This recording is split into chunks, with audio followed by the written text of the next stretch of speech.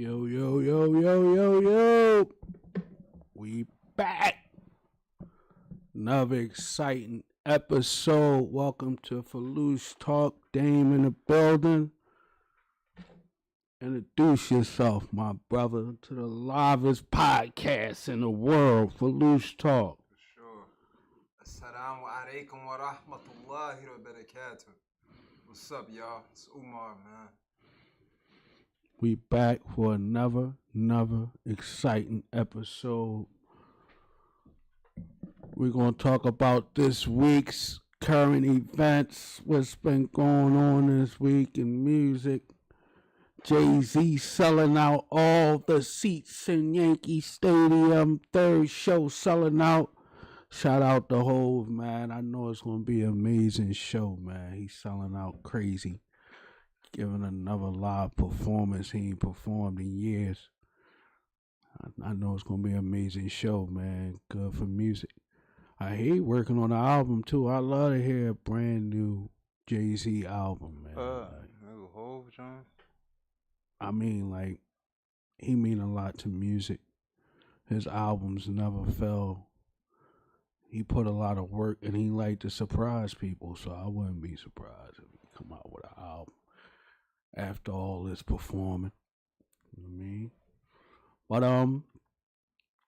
But, track back, man. We had the Eid celebration. It was beautiful in Philly, man. Shout out to all the Muslims, man, that celebrated the Eid and the Ramadan. I want to give a little shout out to my support system and my brotherhood. I want to talk for a little minute.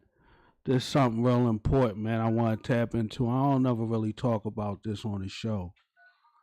But I want to tap into my men support system, my brothers, the men that I love, the guys that I be around, that love me, that check on me.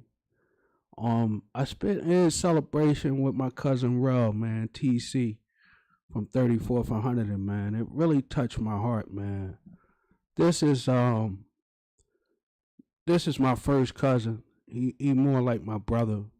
We real tight, man. Like, it was important because this one of them guys that never puts his self first, man. Like, we chill at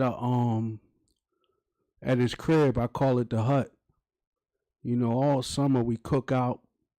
The men sit around. There's a safe place where you could talk. Where all my brothers at, man. My brother Aaron, my little cousin Trey just took a shahada during Ramadan. Alhamdulillah. Brother stopped smoking, stopped drinking for the month. I really love his effort, man. He looked good. He felt good. And, you know, it just touched me spending time with the men. Yeah, I wanted to shout out my brother Aaron. He be at the hut. My best friend Wayne Archie, man. Another important brother in my tree, man. That's one of them guys that we call and check on each other. And ain't never about nothing crazy, man. Like, we love each other, man. Like, we've been best friends since we was kids, man. Grew up across the street. You know, our mothers call us each other's sons and all that. So, you know, I just wanted to give a shout out to the men. I never really talk about the men. You know what I mean? The guys that I love that be at the hut, that be around me daily, weekly. And we, you know, share ideas, man. I just wanted to tap on that a little bit. And that tap into a little bit of, I seen Sparks had a listening party, man. And, Oskino came out, and it was a good look for the city, man. I always love Oskino and Sparks, but Sparks' music sounds really good. He sounds like the comeback kid for the city.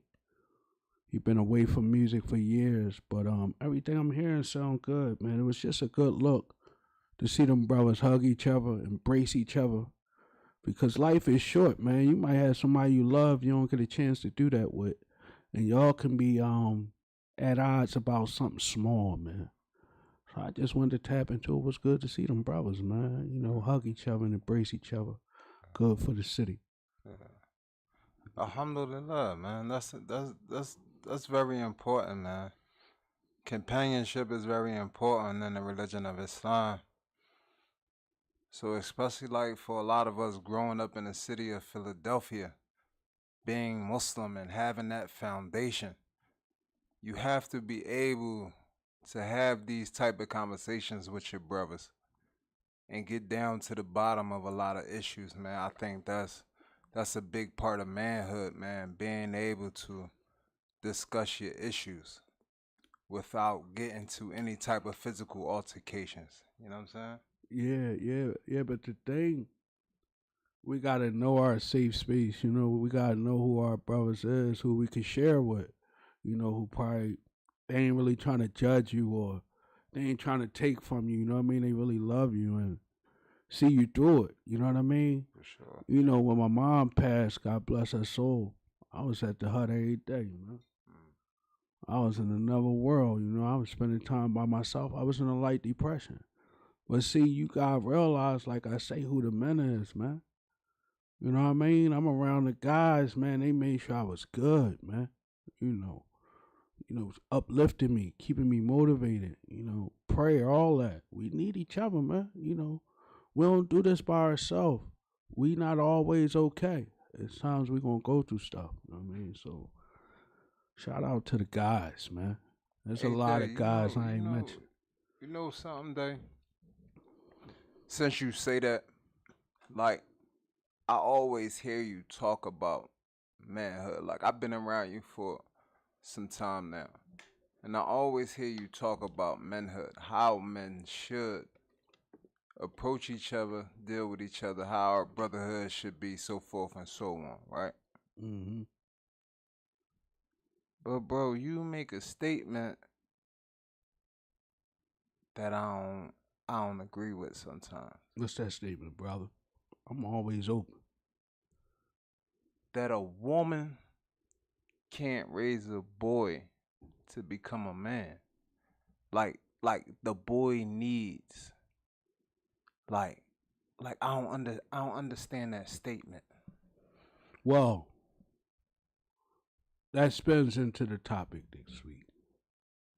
Can a woman raise a boy into a man without the father involved? Hmm. So I want to put that out there before I start talking. And I want to also say that I disagree with you hearing me say that on that level. Mm-hmm. So if I talk about a particular case, that's different.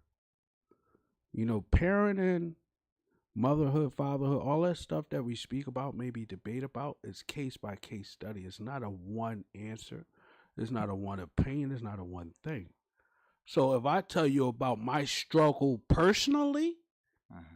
I'm not condemning all black women. I'm not condemning all single mothers. I'm not condemning all single moms. So my mother personally, God bless her soul, was a single mother for years. Mm-hmm. So I could never, ever go against that. And she showed a lot of strength, resilience, faith. She taught me a lot. I'm a thoroughbred. So no, I'm not talking about all.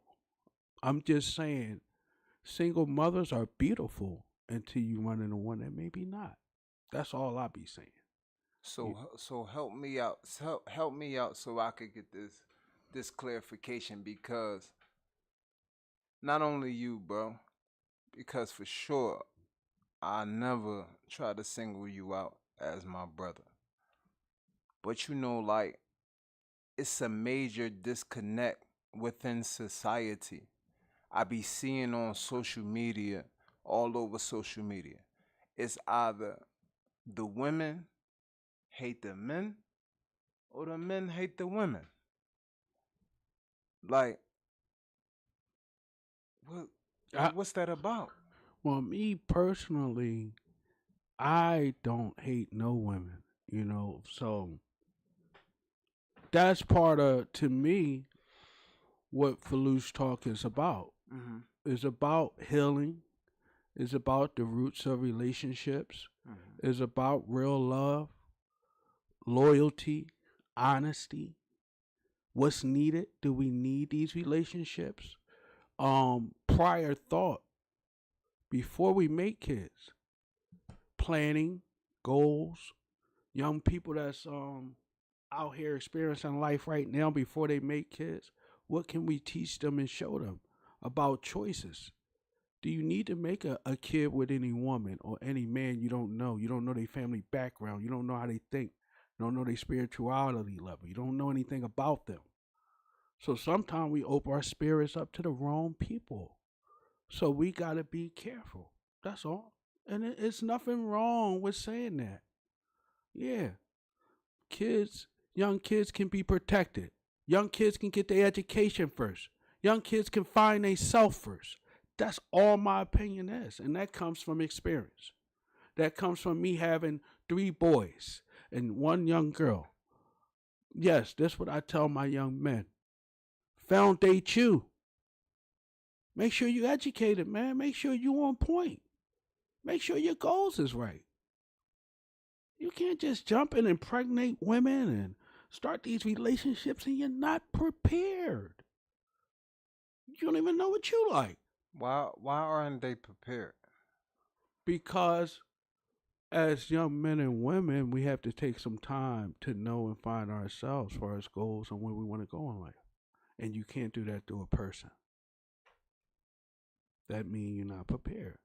If you don't have, if you know where's the person that's teaching them? Where's the person responsible for the teaching of that child? Where is that person? Who is that person? That's a multiple of persons. It takes a whole village to raise kids these days.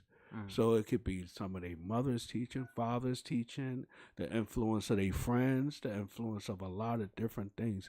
It's not one person unless they only around that one person. So, it's a lot of mitigating factors. So, like the question is posed, in your opinion, can a woman raise a boy to become a man? You're a father of 2 young black men. 3 young black men. Mm-hmm. And a daughter, I believe. Right? Yes. And a daughter, alhamdulillah. So my thing is this. The mother of those children, her responsibility level to raise them children, is she doing a good job as a mother?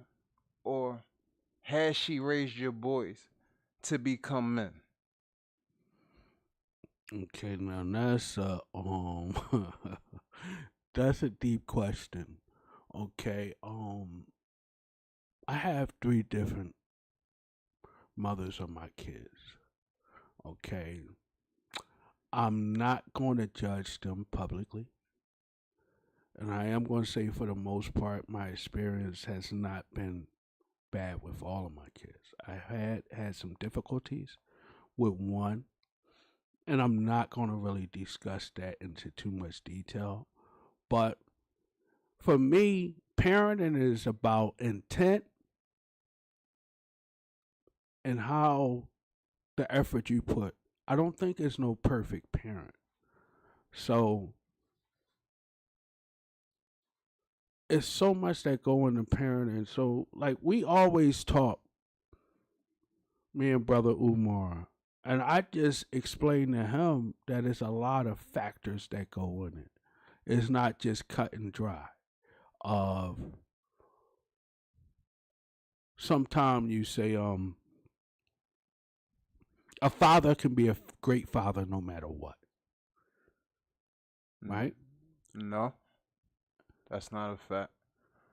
A father can't be a great father no matter what. Or be in his child's life no matter what. You tell me something to that effect that we be talking about. That a father can't be in his child's life? He can be in his child's life no matter what. No matter what? Right. That's what you say. No matter what?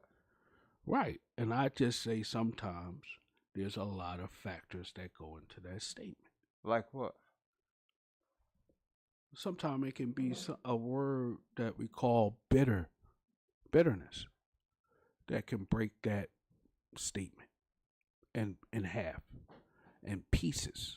It can, Bitterness on whose end? either one, Uh huh. either parent. Uh huh. There's bitter fathers and Uh huh. there's bitter mothers. Uh huh. I'm not talking about just no bitter women. There's bitter fathers. Right. There's men that I always say it on the show. If they don't mess with the mother, they don't like the kid.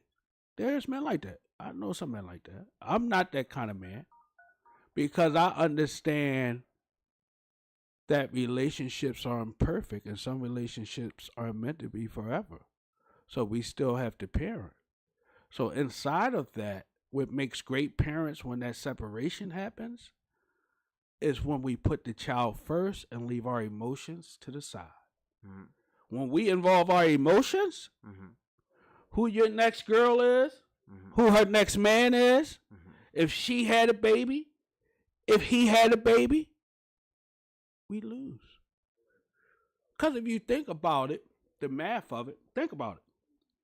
Young people, 20s, all that, when you start making kids, a lot of people make a kid, leave that person in separation, and sometimes make another kid. That's not like, not normal. And that kind of triggers the person a lot of times that you had a child with previously. It's human nature. And that's what I don't understand. It's human nature. How, like, that's what I like for men, because this is the thing.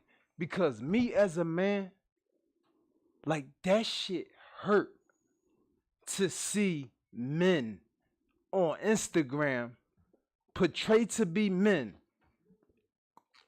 but yet and still get on Instagram and say, this nut ass bitch, this nut ass B, I can't, she this, she that. They Like, angry. bro, I understand that you angry. I understand that you angry. But men don't conduct themselves like that. We should never. We shouldn't. Men compose themselves. That's what makes you a man. So I'm gonna ask you, what's your opinion? My opinion is that Can a woman Mhm. raise a boy into a man without the father involved? Yes, she has. She will continue. And I believe that it's the hardest job in the world. For the simple fact is this: America has the highest percentage of single parent households in the world. Mm-hmm. You understand what I'm saying to you? And I'm gonna get the facts because I'm a big believer in facts. You could Google it right now. America has the highest percentage of single parent households in the world. Mm-hmm. A large majority of those children, I believe 1 in 4 children in America grow up in a single parent household. And within the black community, it's like 64% of children, black children, grow up in single parent households. My mother, I'm my mother's only child, only son. I got 2 sisters. My mother did everything that she could to possibly raise me to be the best responsible man that I could become. Mm-hmm. Now we talk about the late 80s, early 90s, the crack cocaine epidemic. I don't blame my father for what he did. Did you miss your father? Did you yearn for your father? Absolutely. At what age did your father leave the house? Did he ever live in the house with you? Yeah. Up until I was 6 years old. Okay, that's important. When I was 6 years old, I watched my father get hit in his head with a gun in front of my face at 6 years old. I didn't cry. I didn't run. I just knew to look this nigga in his eyes. The nigga that did this to my pop, I just knew to look him in his eyes. Because as a child, my mom always told me a, a man is supposed to look another man in his eyes. So I looked this dude in his eyes as he stood over my father with a gun in his hand. When he walked away, my mom came out. Come here. Took my pop in the house, cleaned him up, Day. Cleaned him up. She told my pop at that moment, you put my kid's life in danger. You gotta go. Get the fuck out. That shit broke my family apart. My mother became a single mother at that point. My mother was married, Day. Not a lot of women during that time back in the 80s, late 80s, they wasn't married. Our community was messed up. Ronald Reagan had the laws, the crack laws, destroyed our community. Locked all our black men up. Our fathers got incarcerated. Our brothers got incarcerated. Sons got incarcerated. I got a question. After your father left the house, right? Yeah. Did he reach back, and what was his relationship with you after he left the house? No, he never reached back. And that's my knock right there on men. I'm hard on men. I believe we gotta be hard on each other. No, we right. So listen to what I'm saying to you. We personalizing it. Listen to what I'm saying to you, right? I'm following. How did that affect you that he didn't reach back? In every way that made me make the decisions that I made. Because I was born into poverty. I was born into a war on drugs. You got to remember. A lot of us that was born in the late 80s, we was born into poverty. It was a war on drugs. Right? Right. So when my father abandoned my household, my mother had to work multiple jobs to feed our family. I was left. I know how to cook, clean, do laundry, wash clothes. I know how to travel the whole city of Philadelphia. By the time I was 9 years old, I was forced to become a man. Struggle, survival made me a man. My mother taught me those qualities, those characteristics. I was emotionally stable more than a lot of my homies that had their fathers. Would you did you ever ask your father why he didn't reach back? Did you ever have a sit down talk with your father? Yeah, that's why I don't talk to my father to this day, And I give advice, and I'm a hypocrite because I give advice on how young men should be better men, how we should deal with conflict and communication. But I don't talk to my father to this day. I don't respect him. I lost respect for him. And that's the problem that's going on with a lot of sons and their fathers. I don't respect my pop. Because when I asked my pop, what made you smoke coke? You know what he told me, Day? Your mom cheated on me. I ain't respect him after that. I looked at him as a chump. You turkey, cuz? What you mean? What you mean? I don't care what this woman did. Ain't nothing gonna make me smoke no coke, cuz. Well, man, in the 80s, no excuses. It was a different time. You know what I mean? It was a much different time and thought process. I would love if you could sit down with your pop, or we could bring him on the show. Talk to him, man. Because if we go through this stuff unhealed, to me, even with my dad, man, may Allah bless his soul, man. Before he passed away, I was in my 40s, man. I was in my early 40s. Me and my dad had a eye-to-eye, man-to-man talk. And I told him how I feel about everything. And this was like my best friend. We can roll together, we can cry together, we can do anything. You know what I mean? So To me, that talk was very important to our relationships. It made me feel good that I got to talk to my father. Because sometimes we need to have a face to face, man to man talk, even with your child. Because we can listen to our children's emotions and how they feel. But we need to have those talks, man. We need to have those talks, man. Even if a child is disgruntled with his father, sit down and talk to him, man. Look him in his eyes. He might have some pain in him you don't know. He might need to hear your pain. Parenting is not perfect. It's a lot of kids with pain that can say something we did wrong when they was growing up. I know a lot of kids that can say something we did wrong as parents. Oh, they tapping in. Here come the folks tapping in on the chat, man. It's never too late to repair what that would get enclosure. I don't get enclosure from what dad did until I was young to adult.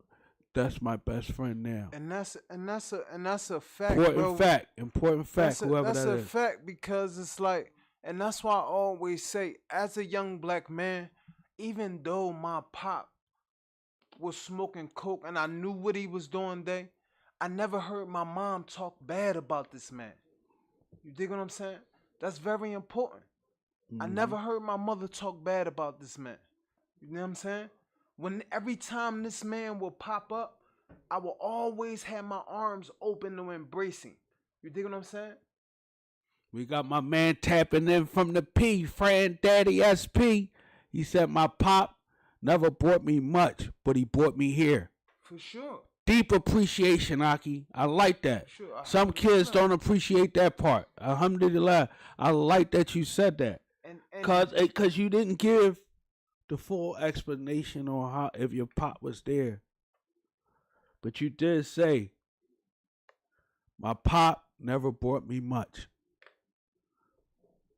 I appreciate that, good brother. I appreciate that appreciation, man. Sometimes we need just that. No, that's not enough. That's not enough. Especially today, that's not enough. What you mean? I'm just saying with this, bro. No, I'm saying I'm with bro. I'm with bro. Because I stand on something different. And I respect him for saying that. Because alhamdulillahi rabbil alameen. You're right. His father did bring him into this world. My problem is not that. It's alhamdulillah, he did bring you into this world. I'm talking about the brothers, and we got to hold each other accountable for this. I'm talking about the brothers that's having these children with these women, walking away from the home and not looking back to clothe this child, to feed this child, to make sure this child is properly educated. But yet and still, when you got a son and he be classified as a YN and he out here with these buttons on his glizzy and he's shooting stuff up, don't blame it on his mother for why he is the way he is. That's your responsibility, cuz. It's your job to raise that boy. That's what I'm saying. And that's what I'm standing on. All right. Good point you made. Good point you made.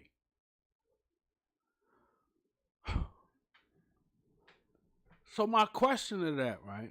I'm going to give a short question to that. Rebuttal to that. I had two boys living in Nicetown, Bro and Huntington Park. Anybody know about Nicetown? Baby, North Philly. My dream, my hope, my goal, my thought process was to remove them from that environment. I talked to the mother, try to make agreements, try to do anything I can to take full possession of my two boys living in one of the worst environments in the city. After talking to the mother, that didn't work. At the time of this time, immediately after leaving the mom, I was living in the towers in Cheltenham, where I think the school district was beautiful. Talking to the mom, better school district, this will help, boom, boom, boom, boom.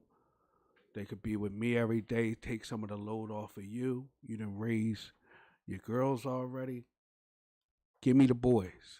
They 9 and 12 at this time. Perfect ages to start this journey. I even went to court. Filed for full custody. 1, 2, 3, 4 times. Didn't work. I couldn't change their environment. The environment was not conducive to nothing positive. It's hard to get positive fruit from this basket that comes from this neighborhood. My son, short example of something that would trigger a parent to move their son out this environment. I ain't gonna say the brother's name, but my son had a sweatshirt saying R.I.P., a brother that passed away in the city. A block away from his house, guys hop out the car, pull the gun out on him. Take that sweatshirt off right now, young boy, or we're gonna kill you. For me, as a parent, you moving tomorrow. You moving today. You moving tonight. That's me. So, we have what you call a ghetto in Philadelphia. We have bad neighborhoods. We have neighborhoods that's beefing and warring for the last 20, 30, 40 years of existence in Philadelphia. So sometimes our financial status can move us to different parts of the city. We have to get our kids out them environments fast as we can, if possible. Sometimes financially we can't. But the chances of coming out these environments are lower. I was born in Richard Allen Projects. My father's dream was to move us out of Richard Allen Projects immediately. I was just with one of my childhood friends from Richard Allen, Butt the other night, man. Shout out Butt Baby Greg, man. He was talking about Richard Allen, man. He remember when we moved uptown, man. And he was just talking about growing up in Richard Allen. And it really made me think, man. Like, life goes in so many different directions. And sometimes when our kids struggle, my point to all of this, we have to change their environment. Not by ego, not by bitterness, not by no BS. When our kids is in an environment where they might get killed, where they gang banging, where them YNs wearing the mask you talking about, we can move our kids before death comes sometime, before they get life in prison. Yeah, send them to your aunt house down Virginia, down south, where the YNs move a little different, where they say yes ma'am at. Change up the environment sometime. To me, if there's a father that's around, see, we having a topic, can a woman raise a boy into a man without the father? My point to that whole topic, if the father is close by, utilize the father. Burden the father. Get the boys to the father if he's around. If he's incarcerated, if he's deceased, that's not an option. If he don't like kids, if he don't want to call his kids, if he hate kids, if he don't say happy birthday, that's not an option. But if the biological father is close by and he can be utilized, see, when me and him talk, he be missing what I'm saying and missing my point. I'm not against single black women. I'm not against women that's raising boys. I'm against Anybody who takes the father out of the kid's life because of personal reasons other than that father being a good dad. But bro, you can't. This is what I'm trying to explain to you, right? Because, like you said, I don't agree. You're absolutely wrong. I do agree. I do agree. I say again, I do agree. 3 times is the sunnah, right? Mm-hmm. So, when you say that we need our fathers in these children's lives, I agree. We need these fathers. But when a male, because there's a difference. There's a difference between a male and a man. When a male has a child and he walks away from his family and does not look back to make sure these children are provided for, educated, or led to be responsible adults. Because the goal of every parent, if I'm not mistaken, the goal of every parent is to raise a responsible adult that can fend for themselves. Am I correct? Is that your goal? That's correct. Right? So if that's your goal and you're not present to fulfill that obligation, and that obligation is left on this woman, you cannot blame this woman for failing to raise that child the proper way. At the same time, you want this young boy to become a responsible adult, a responsible man. You want him to be a protector, a provider, an educator, a leader. You want him to be emotionally stable and intelligent. Correct. Right? So how can we accomplish this goal if the father does not want to fulfill his obligation? We got a comment. I agree. It's not enough. We need our fathers to have full responsibility. On our mothers is definitely insane. We need the balance of both parents. This is why it's a lot of women that's masculine. Yes. I have a daughter, 18, and a granddaughter that's 1. Yes. Bitter baby mom? Yes. Grew up single parent household? Yes. So, and I want to keep stating this throughout the show. I believe there's a lot of beautiful single parents out here of all races, of all backgrounds. I believe moms work hard.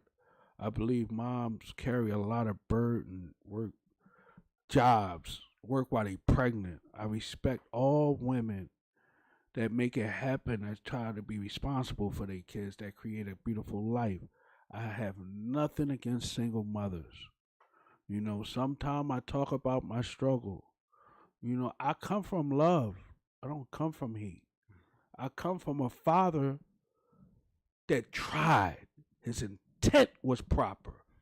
What his shortcomings was, may Allah judge him. I never judged my father the way these kids do, because I know he was a real man. But your father was present, Day.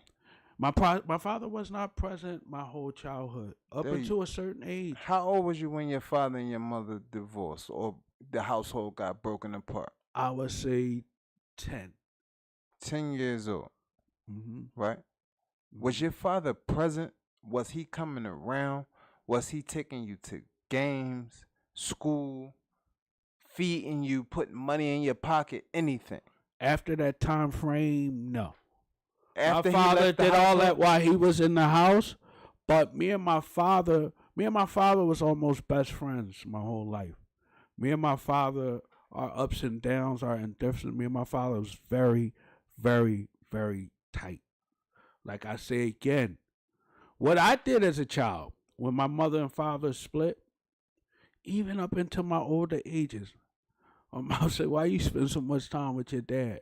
But something that I did, I separated the two relationships.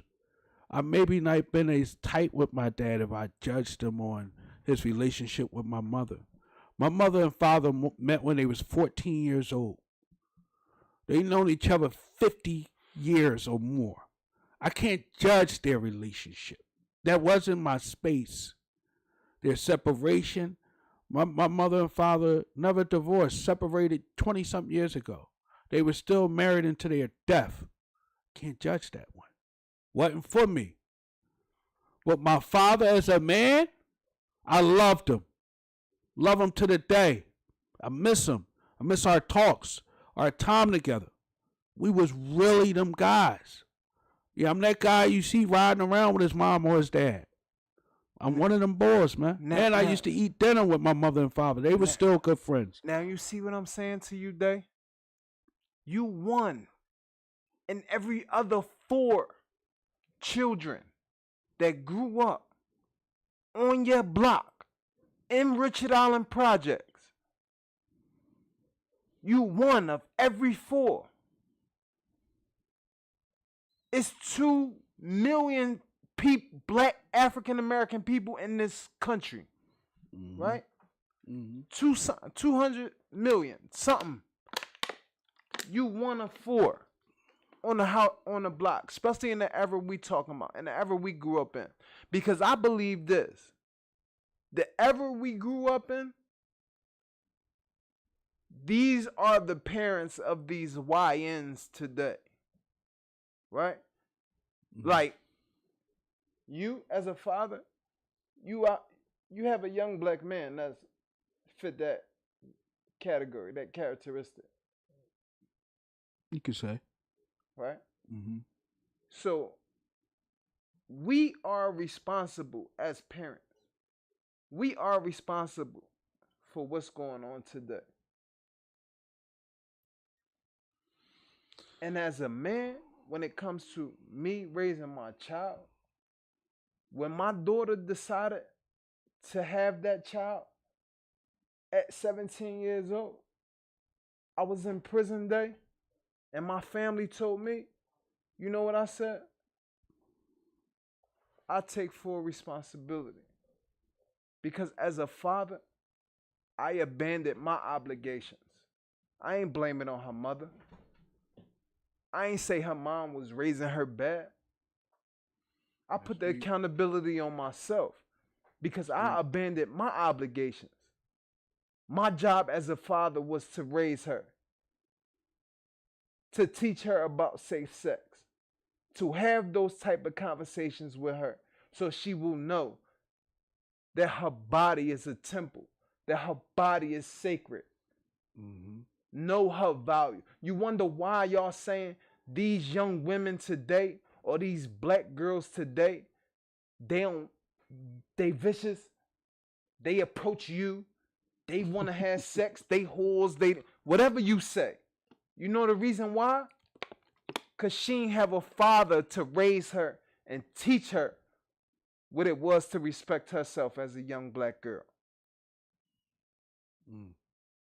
The reason why she like that, her mom can't get her like that, because her mom ain't have a man in her life to teach her what it is to be a young black girl. It's a generational curse. It's generational. So what about the father that goes to jail and leaves the mother to raise that child or children by herself? Right. Is right. What somebody comment. Right. That was me. Like I ain't just one of them niggas that, like, if you watch when I talk about standing on principle, this is what I mean. Holding myself accountable for the nut shit that I did. That's thorough. You dig what I'm saying? I put drugs in my community. I did that. I caught a case I abandoned my mother. I abandoned my sister. I abandoned my daughter.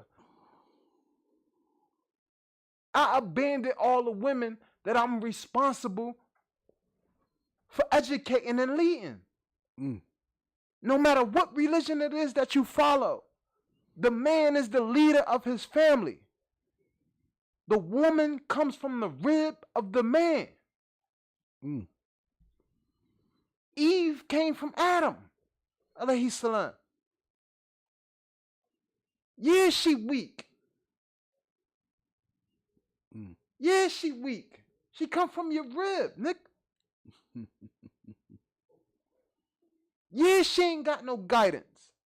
Because your job is to guide her. So, good question. I have a question because we approaching the ending of Filoosh Talk this week. How do we improve? How do we get better? We speak about the problem. We ask the question. How do we get better?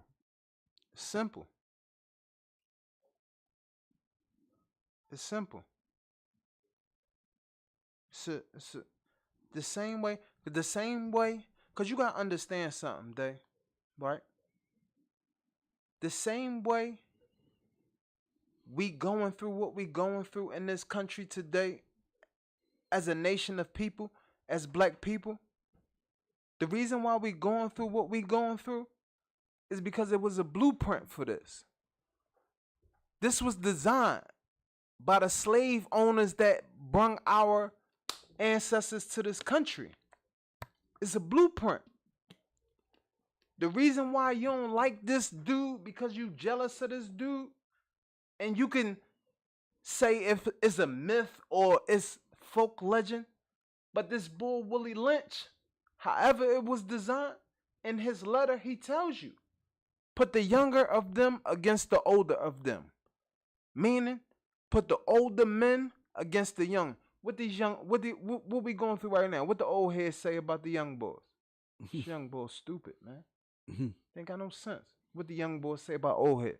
Old head burnt the fuck out. He corny. He a lame. Maybe put him in a toaster. What the young boy say? Maybe baking. What he say? Corny shit. Like, you know what I'm saying? Put the younger of them against the older of them. Put the man against the woman. Take the man out of the home. Make the home unstable. Leave the mother to raise the children alone. That's why welfare is designed. If you look at welfare, this is why they tell the women, if you allow a man to live in his house, I will not give you welfare. This shit is designed to break our families apart, and we allowing it. I want to say this, and this is real important because I have different kids from, like I say, different moms. My opinion on this whole show and what we're saying, and this is very important for the parents. If we don't stay together and we separate households, the best thing for the child is to put the kid first. Put our emotions about each other to the side. We're in a digital age. We're in an internet age. That's what crashed a lot of this stuff, man. People look at relationships and different relationships, and it just starts a bad feel. If we put our kids first, they future, their spirituality, their health, how they're eating, how they're living every day, hygiene. If we focus on these things as parents, education, what school they going to, their homework, sitting down, reading with them. Some of this stuff not hard to do. Some of this stuff not big tasks. I grew up in an educational house. You know, my mom had me learning timetables before I needed to know them.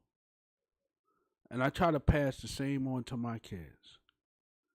Education first. That's what's going to move us out of these positions. If we remain ignorant, we have generational curse. We're going to continue to cycle. of ignorance. So my opinion of this whole thing, put these children first. Sometimes might what's best for the child might not to live with you.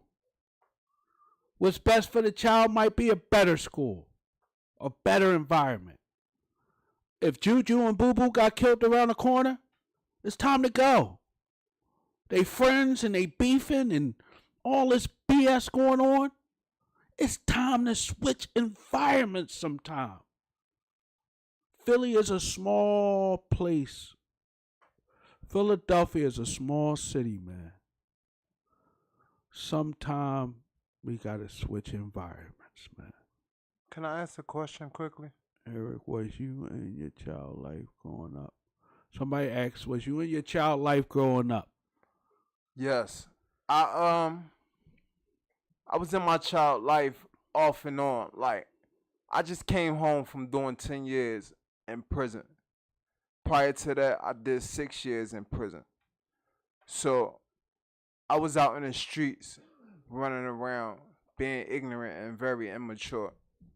And when I had my daughter, me and my child's mother was still in a relationship, so she was bringing her back and forth to come see me in prison. But every time I came home, soon as I come through that highway and I see that art museum, my next stop is my daughter's front door. And at the same time, when I was in prison, I tend to get into a lot of, how we say, unwanted activity. Cause I just I come from like I come from poverty. Like I said, I grew up in the 80s, so survival is very important to me. So whatever environment I be in, I tend to try to financially put myself in the best possible situation to take care of my team. And even from jail, I provide for mine and educate them through phones and visits as well. Alhamdulillah. Alhamdulillah. So even in that, I would never judge no situation. You know what I mean? Every situation is different. How that child raised is different than how that child was raised. It's so hard to give one opinion on something. And so many kids' backgrounds and relationship with their parents are different. You know, I was talking to a African young lady about this. We had a deep talk. I asked her the same question we asked her this week on the show. She said, my dad left when I was 16.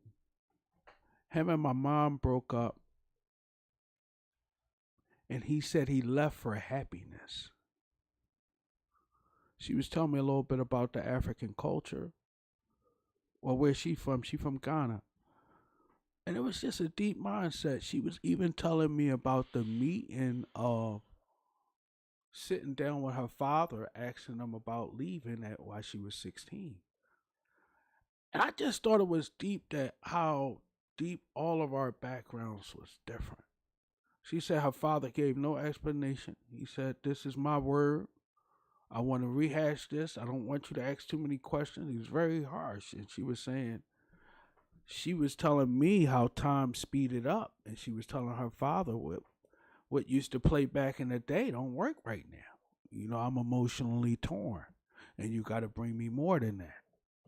But I'm saying all of this to say that there's so many different backgrounds and thought processes that we come from when it comes to parenting. And all I'm saying is, if we don't stay in the household with the children, if we put the children first and X out that emotional relationship we have with that person, I think things will be better. But that's one thing that I see. Like I said, bro, I gotta make the guy stand on principle, bro. Because when you look at this divide that we having, like I hear a lot of dudes say, yo, it's these dudes that grew up in single parent households. They emotionally unstable. No, that ain't what it is. It ain't the dudes that grew up in mother single parent households that's emotionally unstable. Because I know some niggas that grew up with their dads that's emotionally unstable. You know what I'm saying? You can't. You ain't even got the emotional intelligence to put your pride to the side and stand in front of this woman and say, whatever we going through, let's put that to the side. Like you said, let's put the child first. Yeah, somebody in that situation gotta be the adult. Somebody gotta be the adult. And niggas is waiting on chicks. They making more money. The dude said on the joint earlier that why they women so masculine. They gotta be masculine, nigga. We left them. The fuck is wrong with you? Man? We left them. We abandoned them. Heavy. Stand on principle, nigga, and get your position back. Heavy. Tell my baby moms to tap in right now and they'll tell you. I lead my team. I don't care if I'm with her or not. That's my team, nigga. All love, man. This is a deep episode of Filoosh Talk. I hope we touch somebody. I hope somebody can tell us how they feel. And, we just trying to open up open forum conversations of a lot of different things, man. Next week on Filoosh Talk, we're going to be tapping into relationships, man. One of them spicy topics I like. And we're going to have some fun. We've been, it's back to get back to the fun. You kind of nasty, Dave. We gonna talk about some relationship stuff? Yo, we ain't gonna start right now, man. We gonna talk about relationships next week, man. On Filoosh Talk, we gonna have questions and answers about relationships. Tap in. I want everybody in the live. We enjoy all our supporters, all the questions. Thanks for tapping in. Keep supporting us. Yeah. Keep tapping in. Watch us on YouTube. Tap in live every week. Keep fucking with us, man, because we can ready to get bigger and better. I love the conversation, man. I love Brother Umar, too, man. I want to give him a shout-out before I close out. Good brother, man. We check on each other just out of love, man. This Filoosh Talk bigger than us, man. This my brother right here. Alhamdulillah. And I love talking to him, man, because we had some good conversations. Because I'm going to make you stand on principle. Anybody, I'm with it, whatever. Any man want to have a conversation. Let's chop it. This my guy. Shout out, y'all. We see y'all next week.